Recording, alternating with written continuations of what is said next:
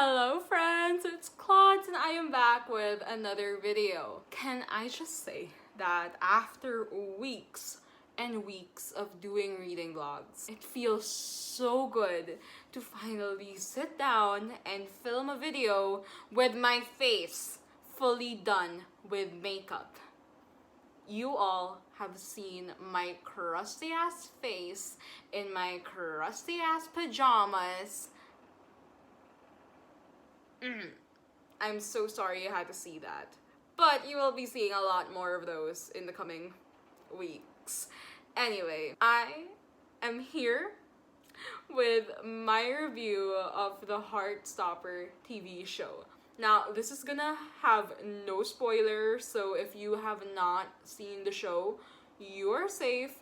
Don't worry. If you have been a little hesitant to watch the show, because maybe you haven't read the books yet, or you have read the books and you're worried that it won't live up to the expectation, then I hope this video helps you out. So first of all, we learned earlier on, I think it was announced sometime last year, that Alice Oseman herself is gonna be hands-on with the show.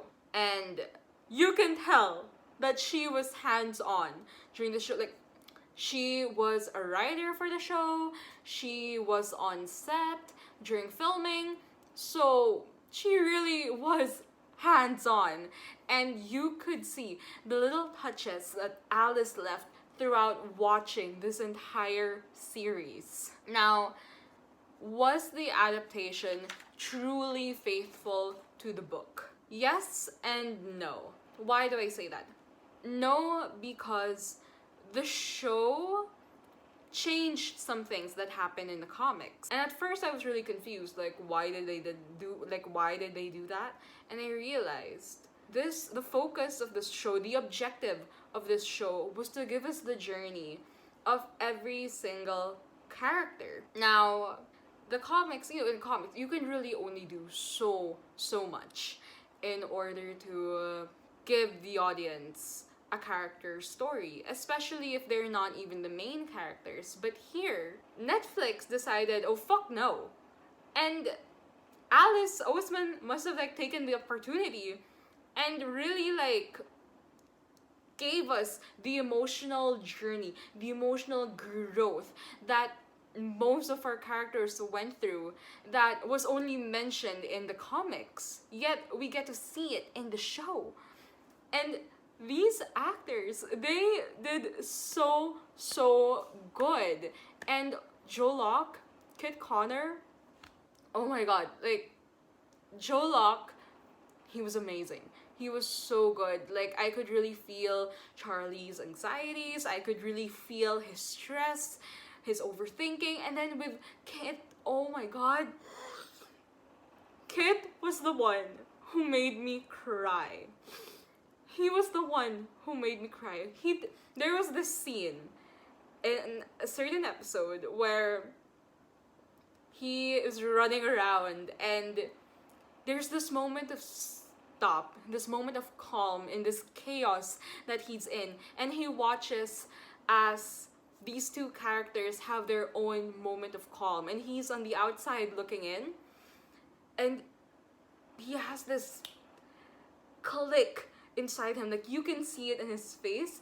And that moment that Kit gave us was the one that had me screaming, that had me sobbing, that had my dog wake up and lick me in the face to tell me to shut up. Kit, you were amazing, boo-boo. You were amazing. And everyone else did so well. I cannot wait to see more of Elle.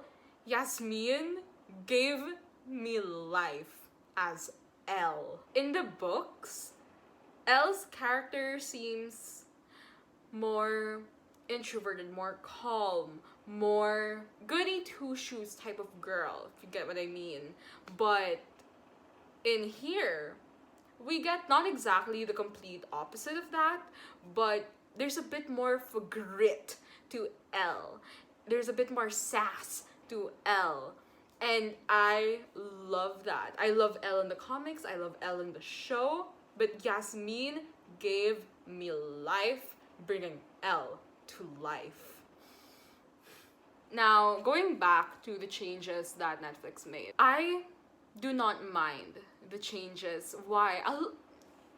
Here's the thing. When it comes to adaptation, some things work better on paper, but not on screen. And some things work vice versa as well. Like, it works better on screen, but not in books.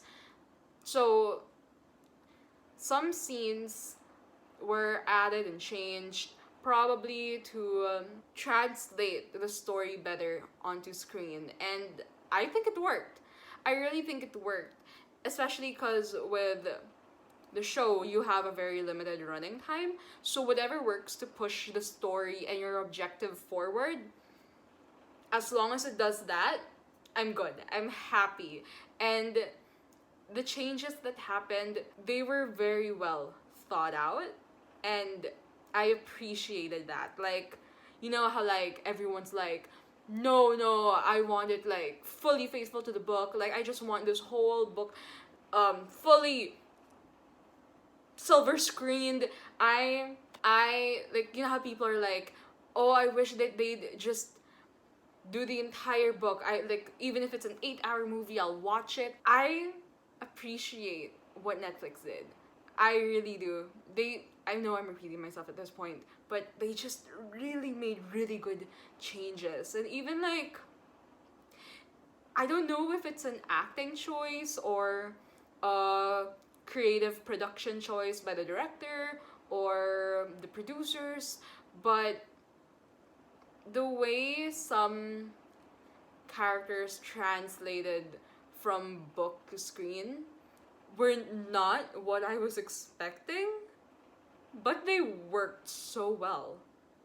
And again, I don't know if that was the actor's choice or a creative choice from the director or the producers, but it worked. It totally worked. It felt more realistic, you know, like sometimes I reread the comics recently, and now that I wasn't looking at it through rose-colored glasses, it in a way felt almost childlike. Like, sometimes I can't believe that these characters are 15, 16, right? And then I watch the show and I'm reminded, right, these characters are 15, 16, 17 years old. It all makes sense. So there, that is why I think that in terms of being faithful to the original comics, the series was, in terms of story and characters and objectives, yes, it was faithful to everything that Alice Oseman wanted it to be, that everything that Alice Oseman originally gave us. And obviously she was hands-on in the show itself. I really don't know if we would have gotten the show we wanted if Alice wasn't there. The music, oh, the background music was amazing.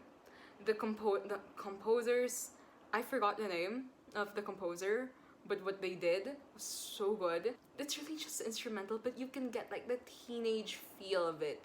The feeling of like, I'm young, I'm hopeful, I just want to have a good day, and then hit the minor chord, and then you know something bad is about to happen, and then it turns light again.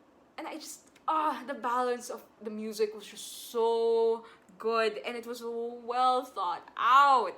And then not only were like the background instrumentals great, but the music they chose to put in the show,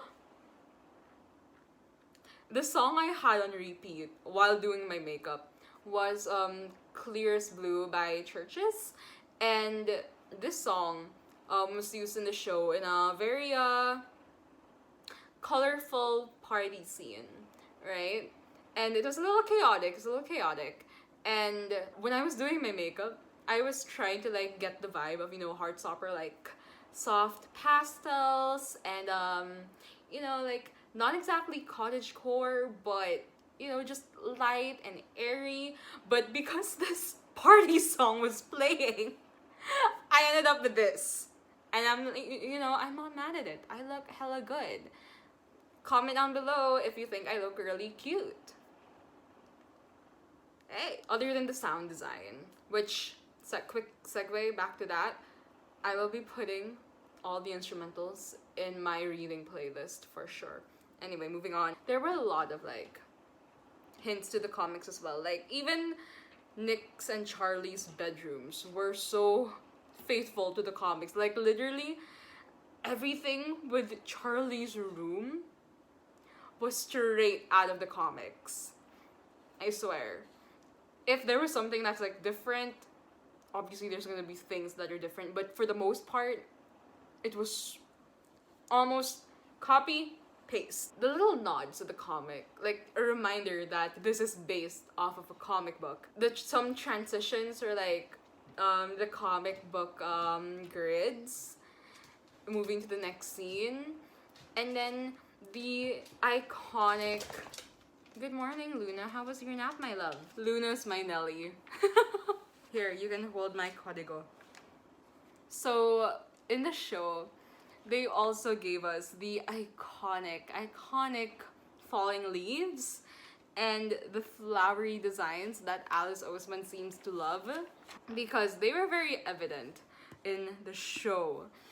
Like, the little, like, every time a character has this little moment of, oh, there's little flowers that pop around, and I love it so much. It's so cute. Like, the show itself is already so cute, and then they added that, and there's this frame of like Nick and Charlie sitting side by side and in a classroom, and then behind them are the windows, and even the windows had like designs of falling leaves on them.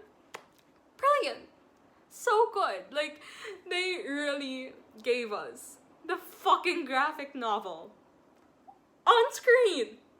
I loved it. And then even like the title cards per episode, Alice Oseman probably did it herself because it was still in like her handwriting. And then there's this one scene in the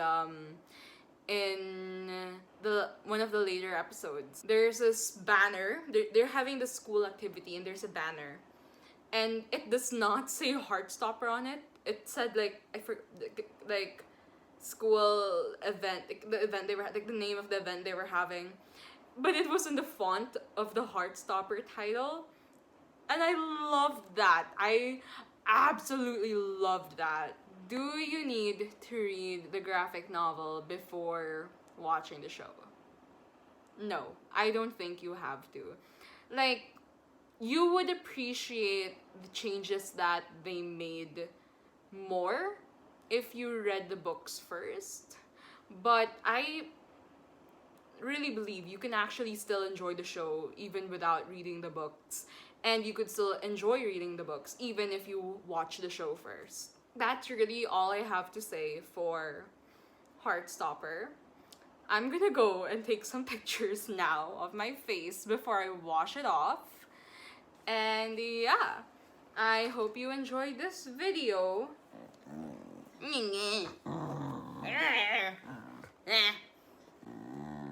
Hoy, bad. Anyway, thank you for watching this video. I hope you enjoyed.